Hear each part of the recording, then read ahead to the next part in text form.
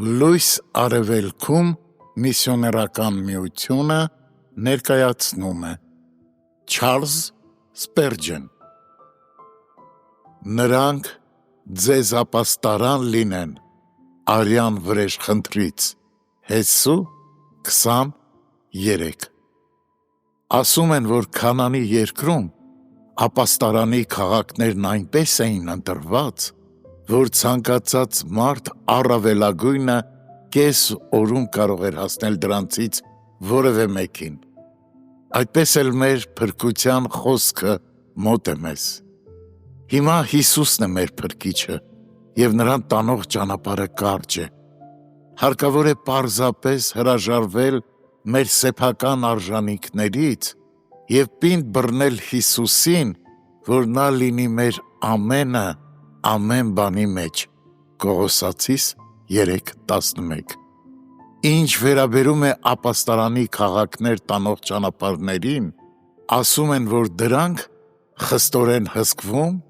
և պահպանվում էին։ Յուրաքանչյուր գետ կամրջապատված էր և ամեն արգելք վերացված, որպեսզի փախչողը կարողանար հեշտությամբ հասնել քաղաք։ Տարին մեկ անգամ ժողովրդի ծերերը գնում և ստուգում էին դրանց վիճակը, որպեսզի ոչինչ չխոչընդոտեր որևէ մեկի փախուստին և դրանով պատճառ դառնար, որ այն ձգձգվեր և մարդը սպանվեր։ Ինչ գթառատ շնորհքով են ավետարանի խոստումները հեռացնում գայթակղության քարերը մեր ճանապարհից։ Որտեղ էլ որ խաչմերուկներ և շրջադարձներ կային, այնտեղ ցուցանակներ էին տեղադրված, որոնց վրա գրված էր «Դեպի ապաստարանի քաղաք»։ Սա Քրիստոս Հիսուսին տանող ճանապարհի խորհրդապատկերն է, և այն օրենքի ոլորապտույտ ճանապարհ չէ։ Ենթարկվիր այս կամ այն կամ մյուս պատվիրանին, սա ուղիղ ճանապարհ է, հավատա և ապրիր։ Այս ճանապարհն այնքան դժվար է, որ ինքնավստահ մարդը երբեք չի կարող անցնել,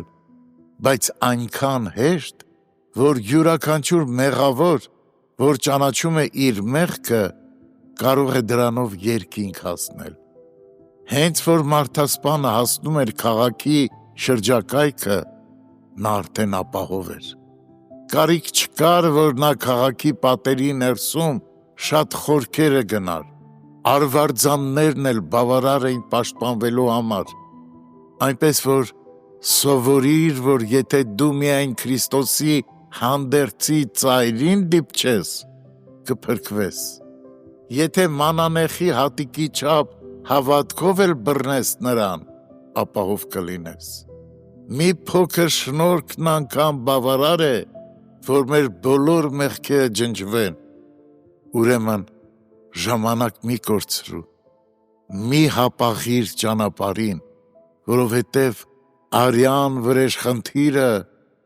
արագ է շարժվում, և գուցե այս երեկո նա կրկնակոխ հետապնդում է քեզ։